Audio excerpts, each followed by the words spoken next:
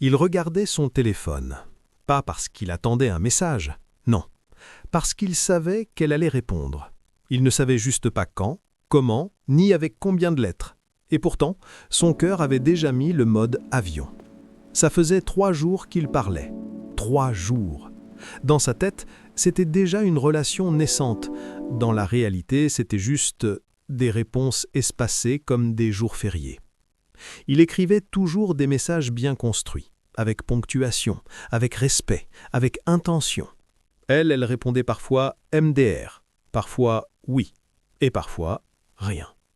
Mais attention, le rien, ce n'était jamais définitif. C'était un silence stratégique.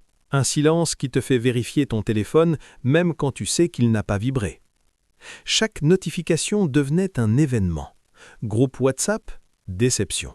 Publicité, rage. Message de maman, respect, mais frustration. Quand enfin elle répondait, il lisait le message au moins 5 fois. Pas pour comprendre ce qu'elle disait, mais pour deviner ce qu'elle voulait dire. Un simple « OK » devenait une enquête. « OK comment ? OK fâché ? OK intéressé ? OK occupé mais attaché ?»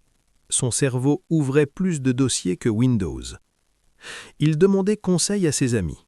L'un disait « Elle joue avec toi ». L'autre disait « Non, elle est juste occupée ». Le troisième disait « Frère, envoie plus rien ». Il a envoyé quand même. Message vu, pas répondu. Là, le cœur a compris quelque chose que l'ego refusait encore d'accepter. Il a décidé de faire le mec détaché. Plus de messages, plus d'efforts, plus d'attente. Il a tenu 12 minutes. Il s'est dit « Je vais juste envoyer un dernier message, normal. Le genre de message qui n'est jamais le dernier. » Et là, miracle. Elle répond. Avec un message long, des phrases complètes, presque des émotions. Son cœur est revenu courir comme s'il n'était jamais parti. Il a souri. Il a cru que ça y est. Il a cru qu'il avait enfin compris le jeu. Mais il avait oublié une règle importante. Le lendemain, retour aux réponses courtes. Retour au silence. Retour à l'attente.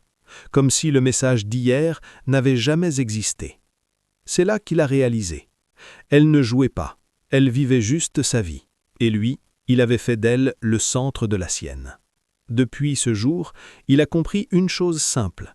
Quand quelqu'un te répond quand il veut, mais jamais comme tu espères, ce n'est pas un mystère, c'est juste une histoire en slip.